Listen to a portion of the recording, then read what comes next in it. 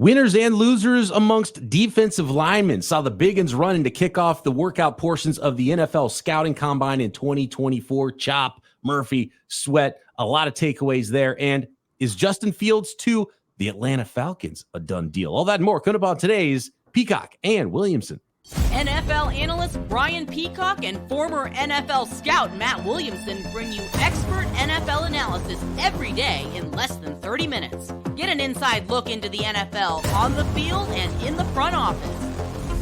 With elite breakdowns, next-level analysis, and in-depth information only for the real NFL fans. This is Peacock and Williamson, and it starts now.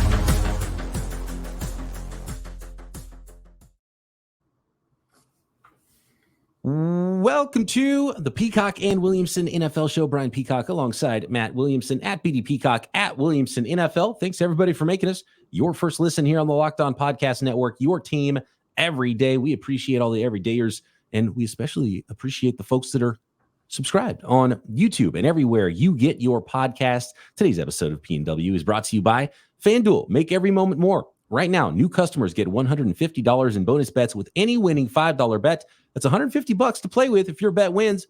Visit FanDuel.com/locked-on to get started.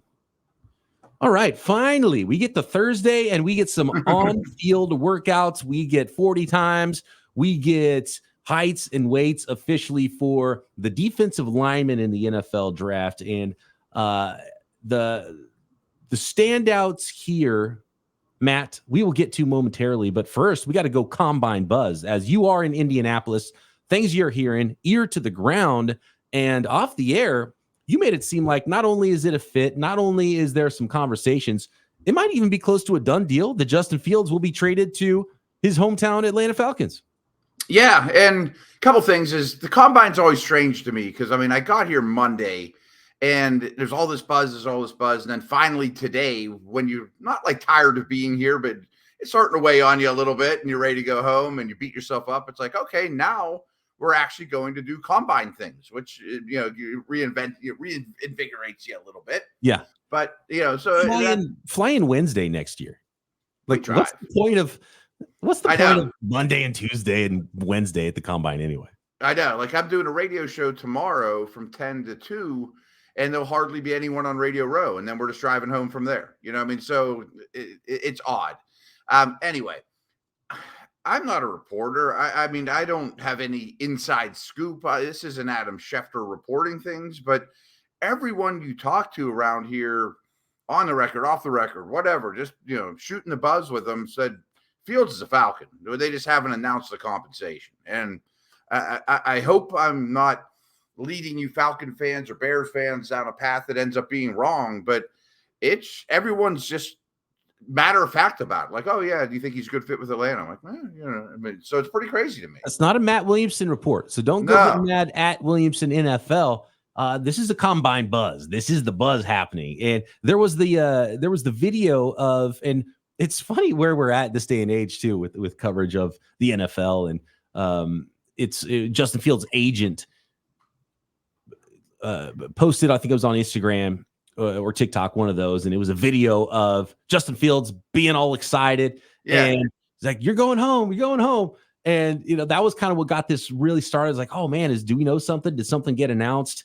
And you know, we're always finding out who's unfollowing and following their different organizations on social media and all those things. And so I think that was one of the things that kicked off some of the rumors that this might be happening. And just hearing Ryan Poles talk, and we talked about this, I think it was yesterday, Matt, that it was like, yeah, the way Ryan Poles is talking, he's waiting to tell Justin Fields who he's traded to, but the trade is going to happen at some point. So I really do feel like that is something that makes a ton of sense, had to happen.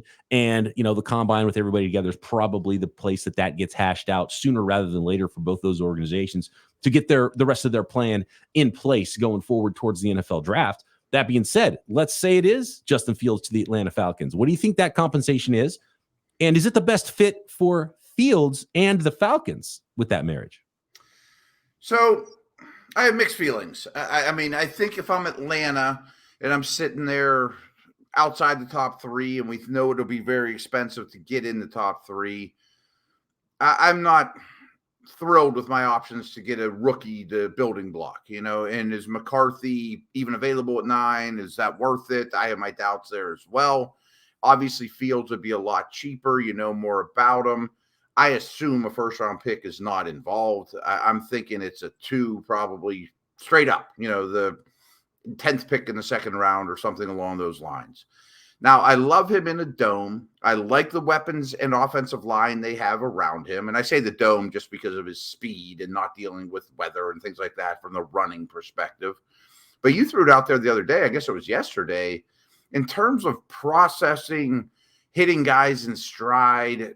Is he a great fit for the Shanahan McVay tree? I kind of have some doubts. I don't like that fit. That's why I liked Fields better for the Pittsburgh Steelers. And we'll see if this actually is a done deal and if the combine buzz is correct with Fields and the Atlanta Falcons. But with that system, it's such a timing-based system. And that's the one thing that Fields has struggled at the most. And his right. Here comes from, that tree of coaches as well. And it wasn't a perfect match. I would love to see him in more of an Arthur Smith offense, he's definitely more of a Ryan Tannehill than he is a Brock Purdy. Maybe. Yeah, I agree. So, but I will say, if you look at all the different Shanahan tree coaches and McVay and LaFleur in Green Bay, and how different it looks with Jordan Love versus Aaron Rodgers before him, and how different it looks with Brock Purdy in San Francisco, and then Matthew Stafford in LA. I think there is enough, and Tua in Miami. I think there's enough variance that a good coach is going to fit the scheme to the player, but none of those schemes have that much of a running focus with their quarterback. But you have to with Justin Fields and the weapon he is, being the second best running quarterback in the NFL right now and one of the most athletic quarterbacks really in NFL history. And he's got a phenomenal arm. So I'm wondering if there can be a lot more schemed up to make things easier for Fields from a read perspective, getting guys open with the weapons they have in Atlanta, and then marry the two together, and then you add his running on top of it. And if Zach Robinson can put that all together, that'd be fantastic. I just, the timing of it is really where Fields has struggled. And are you trying to fit a square peg into a round hole if you try to force him into a timing-based offense? Yeah, and I mean, it wasn't that long ago that Todd Gurley was catching tons of screen passes and was a focal point in the offense. I could see that being Bijan and even maybe better. I mean, so those are nice, easy throws mixed in with quarterback runs and, London getting his, and it will be a challenge. I mean, I think they'll have to alter the timing based option or aspect of it. But since they got Stafford, I mean, they drive the ball down the field too with, arm strength throws and off play action. And I like the personnel. I keep coming back to the offensive line. That's a good group. Maybe you add one more receiver in the third round or something like that, or free agency. And on paper, it's a pretty complete offense. And with Fields, it's not even as much about him processing to me as it is about how quickly he gets the ball out, because he's almost lackadaisical with his footwork, and he's not in a hurry. You see like Peyton Manning, and he's just crisp, bouncing around. It's like it gets out in an instant. And you see it with Brock Purdy. You see it with a lot of quarterbacks that are really good in the league. And Justin Fields just has a little bit slower release. He's a little nonchalant back there, not always crisp with his footwork. So if you can start to marry some of those things up, maybe he's not that far away from being better in a timing-based offense and getting the ball out quicker. He just doesn't really – it's not been a priority for him. And I don't know if it's necessarily even a processing thing. And one of the good things about that system is a lot of times the reads are maybe a little bit simpler than you think, because it's designed to do this one thing. And so as long as you get to the line of scrimmage and okay, this is what's supposed to happen. If that doesn't happen, then I go backside and look for the dig, or then I check it down. And so maybe it's not as much put on the quarterback processing necessarily as it might seem at times in that offense. Yeah, really well said. I don't have a whole lot to add to that. I think that you nailed that. As it stands here on, February 29th, happy leap day to all, by the way. How about that? Yeah, that's an oddity. Actually, my wife's cousin was born on leap day. I wondered if you celebrated on the 28th or the 1st, or maybe both. That might be the best day ever. You just make it a 2-day extravaganza. A 2-day. Anyway, that's not what we're here to talk about. But as it stands today on leap day, I think they're the best team in the division. With Fields, yes, I agree. Yeah. He can not be a perfect fit, and they're still a problem for the rest of the division. They're still a problem. Yeah. Tampa has a lot of free agents to deal with and things like that too. I mean, obviously we're far from being set, but I like where they're sitting right now compared to the rest of the division.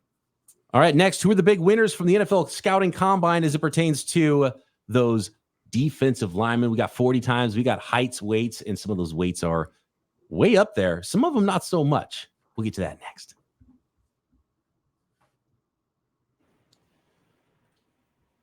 Today's episode of Peacock and Williamson is sponsored by BetterHelp, and so many of us spend so much of our lives wishing we had more time. The question becomes, time for what?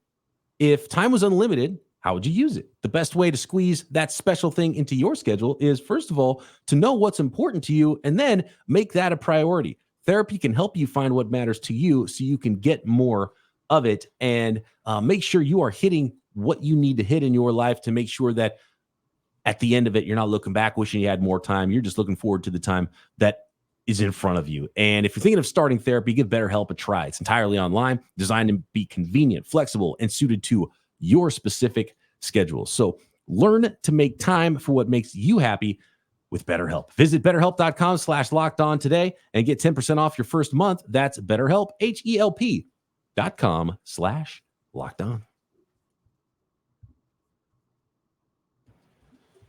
All right, defensive linemen on the field. And my first standout that I want to point to, and I think there's a lot of good and bad here, was big old Devondre Sweat out of Texas. And we're going to go back to Texas, I'm sure, when we're talking about winners from the combine. But man, Devondre Sweat is a massive man out of Texas, 6'4.5", 366 pounds, Matt. And we don't see 366 pounders much anymore in the NFL draft.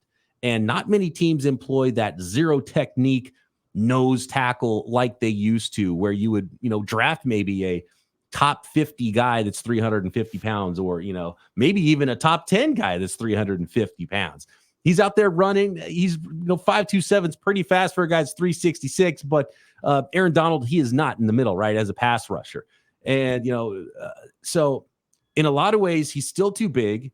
He didn't get smaller after not weighing in at the Senior Bowl, or he was even, or makes you wonder how big he was then. Yeah, because he was listed, I think, at 366, and so he still weighs in at 3. You would have hoped he got to 349, right? If he's not weighing in at the Senior Bowl. So is that a red flag? If this is the most svelte he's been, in a calendar year plus, is that a good sign or a bad sign? So while he's pretty athletic for a big guy, 366 pounds, I have no idea what to do with Devondre Sweat as a prospect. Yeah, I mean, in some ways, I feel like we're counting things twice here again. Like how we always talk about wide receivers, the fastest guy in the field, and then he comes to the combine and runs fast, and you count it twice. Like, we didn't think he was going to be little. We didn't think he was going to be the fastest defensive tackle out there. I mean, he kind of came in what he was listed at, and now we're all disappointed. Well, that's who he is, I think. He's not 380. I keep going back to Jordan Davis, but Jordan Davis ran much better times. But Jordan Davis didn't play as many snaps, from what I understand, as Sweat did at Texas, because they had Carter, they had Wynn, they had 2 other first-round picks at defensive tackle, and they were beating people by 100. So Davis would, sit out the fourth quarter.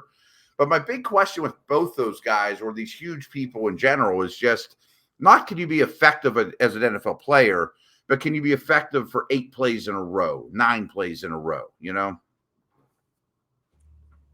Are we double counting Chop Robinson by being impressed by his 4.48 40-yard dash time? 6'2" and 7/8 for Chop Robinson out of Penn State, 254 pounds, 32.5-inch arm length, which is not ideal for an edge player, but he did provide the fireworks that everyone expected from Chop Robinson to put on a show at the combine and the workouts. 4.48 in the 40-yard dash, 1.54 10-yard split, and 10.8 in the broad jump. Just a fantastic outing for him, and the fastest and the best jumps in all of those categories for him versus the other defensive linemen. So, check the box there. Are you double counting if you're starting to move him up from the late first round to a little bit earlier in the first round is the question. I don't think so. I mean, we all knew he was a get-off specialist, and he's very athletic and explosive. But I thought this was out-kicking the coverage a little bit, like even better than I expected. So I think this just bumps him a little bit more, as opposed to being the 26th pick in the draft. Maybe he's the 18th now. You know, does that sound about right? Yes. I've been asked by my listeners on Locked On 49ers to do a scouting report on Chop Robinson, and I will. And I think part of that scouting report is going to be, he's not going to be there at 31. Yeah, I think it is too. He's too dynamic coming off the edge, and maybe he lacks ideal length. And maybe this is where teams will overdraft Chop Robinson, as they look at a guy who came from the same college, who also put on a show at the combine, who had even less length than Chop Robinson, maybe even more athletic, though, in Micah Parsons, and what he's done in the NFL. And you get the double benefit there of the athleticism, the workout. You knew he was athletic. Then he proves it in workouts, and then you're skying the helmet on top of it. I could see a scenario where Chop Robinson goes even way too high based on that, because his production doesn't match. And that's what I don't like about Chop Robinson. I think he had maybe double-digit sacks in his career. Started at Maryland before he transferred to Penn State, and he was an off-ball backer, I think, at first. But he just the sack production isn't there, even though he's so athletic. And you mentioned his get off. I mean, he gets off the ball instantly, and he's not, even though he's not the biggest edge defender, he's explosive and puts up a fight against the run too. But the production's still not there. So I don't know what to make of Chop Robinson. I think there's a chance that he gets overdrafted, actually. And I'm really comfortable with him late in the first round, but I can see him getting up into the top 15. Totally agree. And you mentioned the Penn State correlation. He's more Odafe Owe to me than he is Micah Parsons. I mean, Parsons is a violent, change of direction guy, versatile, more powerful than either one of those guys. So, yeah, I mean, if I was, I'm projecting him now to be 18, 19, in that neighborhood. I don't know that I'm going to be comfortable with that.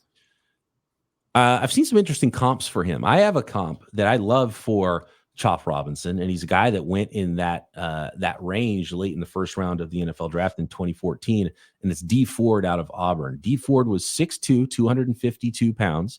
He ran 4.5s. He didn't run the combine, but his pro day, he ran 4.53 to 4.59, depending on who's watched. So he ran 4.5s at a very, very, 32 and 7/8 inch arm length. So really very similar. He's got a very similar build, an explosive player, had a nice NFL career, except for some back injuries that ended that early. So I think that's what you're looking at for someone like Chop Robinson. That's what you're hoping to get, and can fit a lot of schemes as defensive lines are getting a little bit smaller around the league. I think some teams will be okay, but especially those teams that have more of an odd front and a little bit more of a stand-up type of rusher and don't mind having a little bit of an undersized sort of an edge player out there. I do like third downs and long distance too. Yeah. So I think Yannick Ngakoue is another comp. Daniel Jeremiah threw out for him. Yeah. I like D Ford a little bit more, but that's the type of player you're looking at in Chop Robinson. Obviously helped himself in Indy. Has to win with power, though. I mean, guys in this league that can't win with power quickly get exposed. Those guys you mentioned are not the most powerful. I mean, they explode off the snap, but then these tackles are too smart. They're too agile. If you can't win with power, you're going to be exposed at some point. Vic Beasley comes to mind. Some of these guys that are great off the snap can't just have a fastball. And we have to talk about Byron Murphy out of Texas, right? Byron Murphy, the second out of Texas. He was 6'1.5", 297. So not huge, but threw down a 4.87 in the 40 and is just thick all over. I mean, from his toes to his nose, he's all muscle. Showed off all of his athleticism out there and, solidified his stock. People knew he wasn't going to be 6'5", right? So I think people are fine with his size on the interior as a three technique defensive lineman in the NFL. 100%. I think he's going to go high. I think he'll be the first defensive tackle off the board, and wouldn't hesitate to do that. It's interesting because this defensive tackle group isn't great this year, but it was him. It was Brandon Fisk. It was Ruka Roro, whose name I can't say, and Chris Jenkins. I mean, they were the top of every category, the jumps, the 10-yard split, the 40. And I thought Murphy, not this is bad, but I thought he might clearly be number one out of that group, but he's right there with the best. So I don't think this hurts him at all. It solidifies him to me as DT1. But those other guys, I think, made some noise. Those three I mentioned, Jenkins, Rook, and Fisk. Looking at more of these defensive linemen. Who could be the first defensive lineman off the board in April? And did we see that on display at the combine? Plus, the NFLPA does an interesting thing every year now, which I love, where players fill out a survey about their organizations, and we'll get to the best and worst organizations in that NFLPA survey as well next.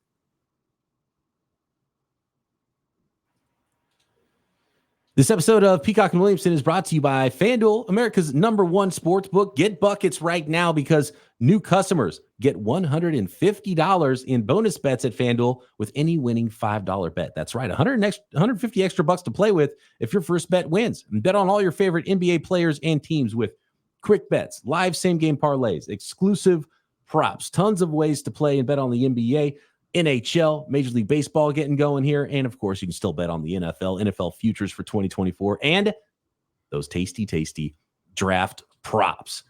Just visit FanDuel.com/lockedon to shoot your shot. FanDuel, official sportsbook partner of the NBA.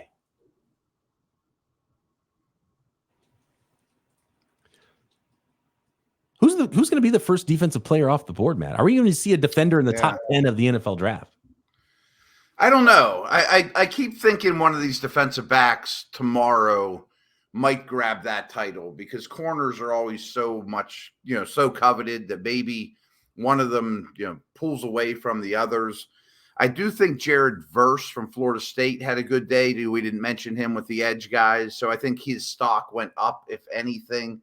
Latu from UCLA, I think everyone knew was not a workout warrior, but I didn't think he hurt himself as some thought maybe. So maybe he ends up at 9, 10, 11 overall. But, man, this is such a heavy offensive draft. I mean, those guys I mentioned, I still might rather have offensive tackle number 3, whoever if that's Latham or Mims or whoever your flavor is. It might be a while till we see a defensive player.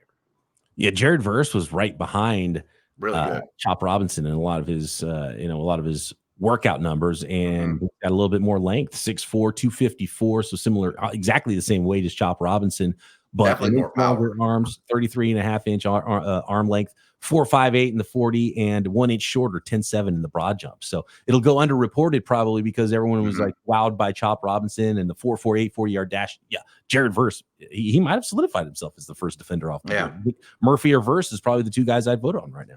Yeah, I like how you said that it'll go underreported because Chop was a little bit better, but Chop was expected to be a lot better. I mean, and Verse really had a great showing, and if anything, his stock improved. He could be the first one off the board. And how about the defensive tackle from Florida State? Braden Fiske. Yeah. I don't know if it's Fiske or Fisk. I've called them both, to be honest. 6 Hope feet. somebody will correct me. Yeah, let us know, Florida State fans out there. 6 feet and 5/8. Another, like, if you don't get Murphy early, this is where you go later, right? And 292 pounds, 4.78 in the 40, and just looked really good moving around out there. Short arms, 31 inches. So he's an interior guy through and through, even though he's 292 pounds. You're probably not going to go trying to put him on the edge, but definitely helped himself out today out there. A couple of others. You mentioned Rorokoro. Now I can't say. Oh, I've been ignoring or trying to avoid it like crazy.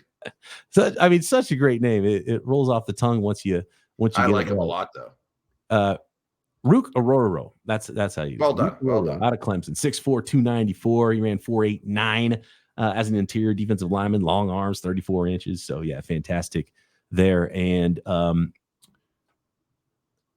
I believe there was one more. I don't know. Do you have any more winners and losers from the? Chris Jenkins was strong from Michigan. I thought he had a good showing for sure.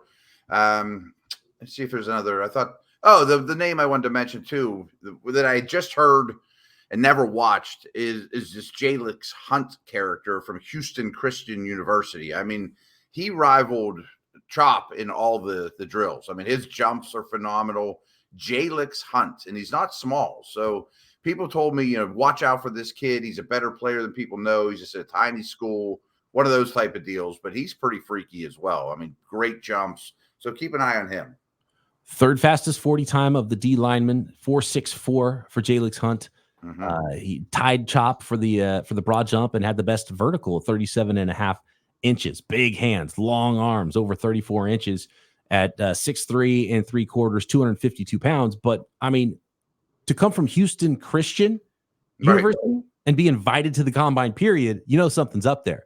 And he threw down. So great for that. I mean, if someone helped themselves the most, you go from nobody in the world knows your name to, oh, you're big time on the draft radar now. Yeah. And some of those project defensive ends, edge guys can work out. And he probably starts his career as a special team type guy that is, worked into the mix and plays a ton in the preseason and starts beating guys in practice one-on-one. And you're like, okay, we really got something here. And that's why you have coaches. Coach those guys up.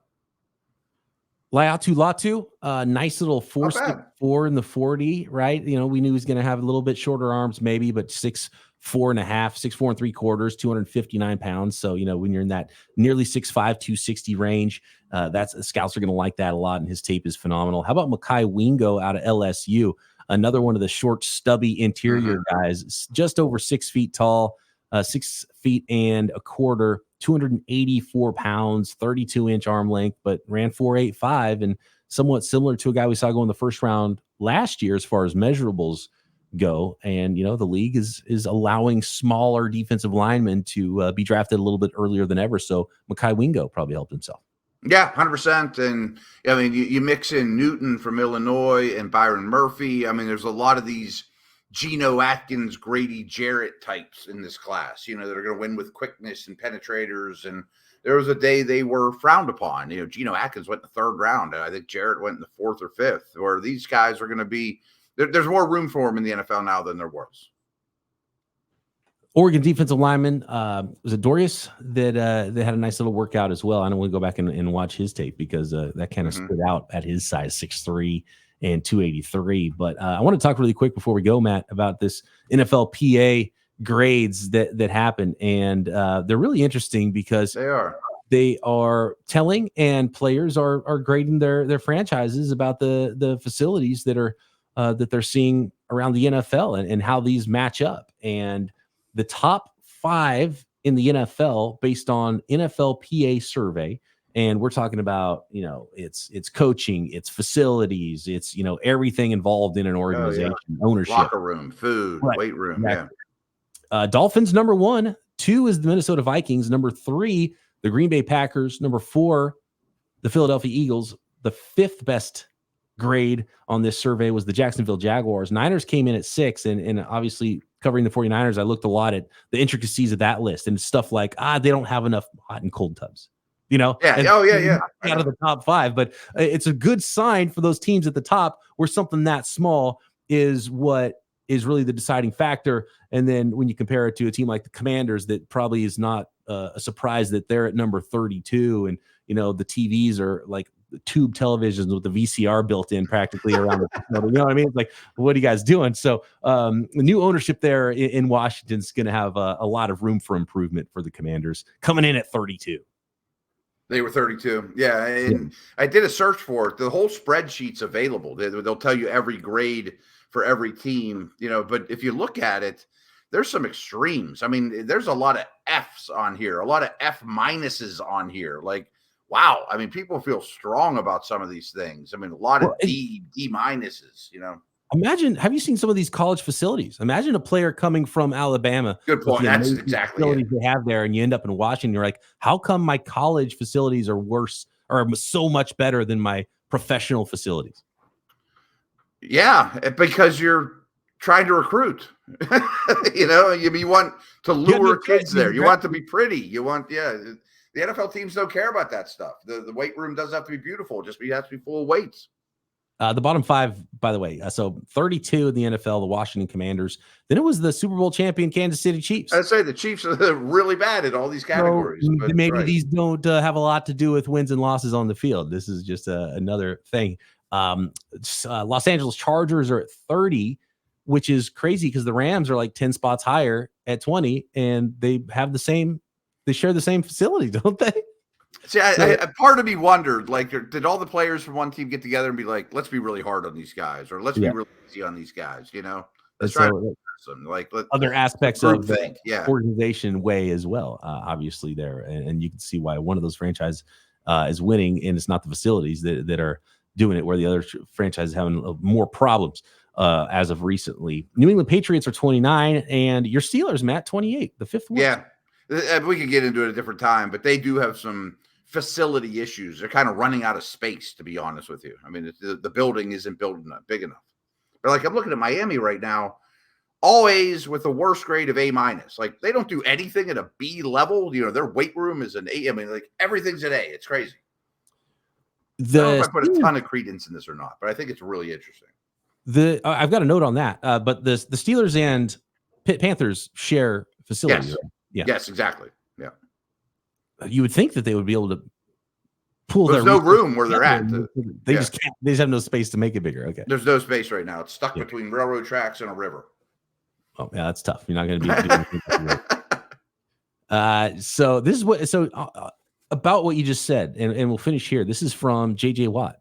He said, in meetings when they hand out voting sheets for things like this, Pro Bowl, Top 100, etc., we've seen many toss it in the trash, not care about it at all. You know, take no time in filling it out.